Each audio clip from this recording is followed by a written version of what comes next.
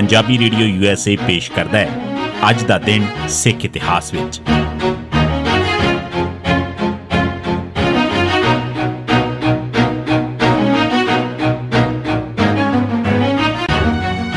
ਸਿੱਖ ਇਤਿਹਾਸ ਦੀਆਂ ਘਟਨਾਵਾਂ 'ਚ 19 ਸਤੰਬਰ ਦਾ ਦਿਨ 1687 ਗੁਰੂ ਗੋਬਿੰਦ ਸਿੰਘ ਜੀ ਨੇ ਰਾਮ ਰਾਏ ਦੇ ਮਸੰਦਾਂ ਨੂੰ ਸਜ਼ਾ ਦਿੱਤੀ।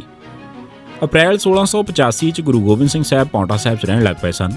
ਇੱਥੇ ਰਹਿੰਦਿਆਂ ਗੁਰੂ ਹਰ ਰਾਏ ਸਾਹਿਬ ਦਾ ਪੁੱਤਰ ਰਾਮ ਰਾਏ 11 ਮਈ 1685 ਦੇ ਦਿਨ ਗੁਰੂ ਸਾਹਿਬ ਨੂੰ ਮਿਲਣ ਆਇਆ ਤੇ ਔਰੰਗਜ਼ੇਬ ਨਾਲ ਸਮਝੌਤਾ ਕਰਨ ਦੀ ਮੁਆਫੀ ਮੰਗੀ ਤੇ ਸਿੱਖੀ 'ਚ ਮੁੜ ਸ਼ਾਮਲ ਹੋ ਗਿਆ। ਜਦ ਰਾਮ ਰਾਏ ਦੇ ਮਸੰਦਾਂ ਨੂੰ ਇਸ ਗੱਲ ਦਾ ਪਤਾ ਲੱਗਾ ਤਾਂ ਉਹ ਬਹੁਤ ਔਖੇ ਹੋਏ, ਕਿਉਂਕਿ ਰਾਮ ਰਾਏ ਦਾ ਡੇਰਾ ਸਿੱਖਾਂ ਦੀ ਧਰਮਸ਼ਾਲਾ ਬਣ ਜਾਣ ਨਾਲ ਉਹਨਾਂ ਮਸੰਦਾਂ ਦੀ ਐਸ਼ ਖਤਮ ਹੋ ਜਾਣੀ ਸੀ। ਇਸ ਕਰਕੇ ਉਹਨਾਂ ਉਸ ਨੂੰ ਰਸਤੇ 'ਚੋਂ ਹਟਾਉਣ ਦੀ ਯੋਜਨਾ ਬਣਾਈ। 4 ਸਤੰਬਰ 1687 ਦੇ ਦਿਨ ਸ਼ੱਕੀ ਹਾਲਾਤਾਂ 'ਚ ਰਾਮ ਰਾਏ ਦੀ ਮੌਤ ਹੋ ਗਈ। ਦਰਅਸਲ ਰਾਮ ਰਾਏ ਨੂੰ ਉਸ ਦੇ ਮਸੰਦਾਂ ਨੇ ਬੇਹੋਸ਼ ਕਰਕੇ ਜਿਉਂਦੇ ਨੂੰ ਹੀ ਸਾੜ ਦਿੱਤਾ ਸੀ।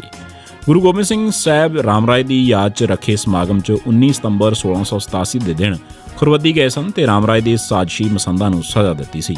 ਵੱਡੇ ਸਾਜ਼ਿਸ਼ੀ ਮਸੰਦਾਂ ਨੂੰ ਸਜ਼ਾਏ ਮੌਤ ਦਿੱਤੀ ਗਈ। ਇਹਨਾਂ 'ਚੋਂ ਇੱਕ ਮਸੰਦ ਗੁਰਬਖਸ਼ ਗੜਵਾਲ ਦੇ ਰਾਜੇ ਫਤਿਹ ਸ਼ਾਹ ਕੋਲ ਜਾ ਪੁੱਜਾ ਤੇ ਉਸ ਨੂੰ ਗੁਰੂ ਸਾਹਿਬ ਦੇ ਖਿਲਾਫ ਭੜਕਾਇਆ। ਇਸ ਤੇ ਫਤਿਹ ਸ਼ਾਹ ਨੇ ਤਕਰੀਬਨ 1 ਸਾਲ ਦੀ ਤਿਆਰੀ ਮਗਰੋਂ 18 ਸਤੰਬਰ 1688 ਦੇ ਦਿਨ ਗੁਰੂ ਜੀ ਤੇ ਹਮਲਾ ਕਰ ਦਿੱਤਾ ਤੇ ਪਿੰਡ ਭੰਗਾਣੀ 'ਚ ਬੜੀ ਜ਼ਬਰਦਸਤ ਜੰਗ ਹੋਈ। 19 ਸਤੰਬਰ 1988 ਦੇ ਦਿਨ ਪੰਜਾਬ ਪੁਲਿਸ ਨੇ ਸੁਰਿੰਦਰ ਸਿੰਘ ਵਾਸੀ ਗੜਦੀਵਾਲ ਹੁਸ਼ਿਆਰਪੁਰ, ਅਮਰਜੀਤ ਸਿੰਘ ਹਰਵਿੰਦਰ ਸਿੰਘ ਦੋਵੇਂ ਵਾਸੀ ਬਾਰਾਬੰਕੀ ਲਖਨਊ UP, ਗੁਰਦਿਆਲ ਸਿੰਘ ਵਾਸੀ ਦਿੱਲੀ ਤੇ ਜੋਧ ਸਿੰਘ ਵਾਸੀ ਕੋਟ ਬਾਬਾ ਦੀਪ ਸਿੰਘ ਜਲੰਧਰ ਨੂੰ ਨਕਲੀ ਮੁਕਾਬਲਿਆਂ ਸ਼ਹੀਦ ਕੀਤਾ।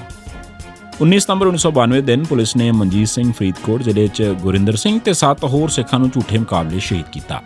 19 ਸਤੰਬਰ 1993 ਦੇ ਦਿਨ ਪੁਲਿਸ ਨੇ ਗੁਜਰਵਾਲ 'ਚ ਹੋ ਰਹੇ ਇੱਕ ਅਖੰਡ ਪਾਠ ਸਾਹਿਬ ਨੂੰ ਰੋਕ ਦਿੱਤਾ। ਇਸ ਸਮੇਂ ਪੁਲਿਸ ਨੇ ਸ੍ਰੀ ਗੁਰੂ ਗ੍ਰੰਥ ਸਾਹਿਬ ਦੀ ਬੇਹਰਮਤੀ ਦੀ ਕੋਸ਼ਿਸ਼ ਵੀ ਕੀਤੀ।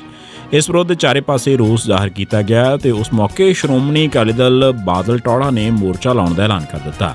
ਇਹ ਮੋਰਚਾ ਕੁਝ ਦਿਨ ਚੱਲਿਆ। ਜਦੋਂ ਪੁਲਿਸ ਅਕਾਲੀ ਵਰਕਰਾਂ ਉੱਤੇ ਜ਼ੁਲਮ ਕਰਨ ਲੱਗ ਪਈ ਤਾਂ ਅਕਾਲੀ ਦਲ ਬਾਦਲ ਟੌੜਾ ਨੇ 14 ਸਤੰਬਰ ਨੂੰ ਇਹ ਮੋਰਚਾ ਮੁਲਤਵੀ ਦਰਅਸਲ ਬੰਦ ਕਰਨ ਦਾ ਐਲਾਨ ਕਰ ਦਿੱਤਾ। ਦੂਜੇ ਪਾਸੇ ਅਕਾਲੀ ਦਲ ਸਿਮਰਨਜੀਤ ਸਿੰਘ ਮਾਨ ਨੇ ਇਹ ਮੋਰਚਾ ਜਾਰੀ ਰੱਖਣ ਦਾ ਫੈਸਲਾ ਕੀਤਾ। ਪਰ 15 ਨਵੰਬਰ ਨੂੰ ਜਦੋਂ ਮਾਨ ਅਕਾਲੀ ਦਲ ਦਾ ਜੱਥਾ ਅਕਾਲ ਤਖ਼ਤ ਸਾਹਿਬ ਤੇ ਅਰਦਾਸ ਕਰਨ ਗਿਆ ਤਾਂ ਅਕਾਲ ਤਖ਼ਤ ਸਾਹਿਬ ਤੇ ਹਾਜ਼ਰ ਗ੍ਰੰਥੀਆਂ ਨੇ ਜੱਥੇ ਨੂੰ ਸਿਰੋਪਾਓ ਦੇਣ ਤੋਂ ਨਾਂਹ ਕਰ ਦਿੱਤੀ। ਇਸ ਦਾ ਮਤਲਬ ਸਾਫ਼ ਹੀ ਸੀ ਕਿ ਅਕਾਲ ਤਖ਼ਤ ਸਾਹਿਬ ਤੋਂ ਸਿਰਫ ਕਾਬਜ਼ ਧੜੇ ਵੱਲੋਂ ਲਏ ਗਏ ਮੋਰਚੇ 'ਚ ਜਾਣ ਵਾਲੇ ਜੱਥਿਆਂ ਨੂੰ ਹੀ ਸਿਰੋਪਾਓ ਬਖਸ਼ਿਸ਼ ਕੀਤੇ ਜਾਂਦੇ ਨੇ। ਇੱਥੇ ਇੱਕ ਗੱਲ ਹੋਰ ਵੀ ਕਾਬਲੇ ਜ਼ਿਕਰ ਹੈ ਕਿ 1923 'ਚ ਜੈਤੋ ਵਿੱਚ ਅਖੰਡ ਪਾਠ ਸਾਹਿਬ ਰੋਕਣ ਦੀ ਹਰਕਤ 'ਚ ਸ਼ਾਮਲ ਹੋਣ ਦੇ ਜੁਰਮ 'ਚ ਗੁਰਦਿਆਲ ਸਿੰਘ ਨੂੰ ਪੰਥ 'ਚੋਂ ਖਾਰਜ ਕੀਤਾ ਗਿਆ ਸੀ, ਪਰ ਗੁਜਰਵਾਲ ਦੇ ਮਾਮਲੇ 'ਚ ਅਜਿਹਾ ਨਹੀਂ ਸੀ ਕੀਤਾ ਗਿਆ। ਇਹ ਸੀ ਸਿੱਖ ਇਤਿਹਾਸ ਦੀਆਂ ਘਟਨਾਵਾਂ 'ਚ 19 ਸਤੰਬਰ ਦਾ ਦਿਨ। ਸੁਣਦੇ ਰਹੋ ਪੰਜਾਬੀ ਰੇਡੀਓ USA।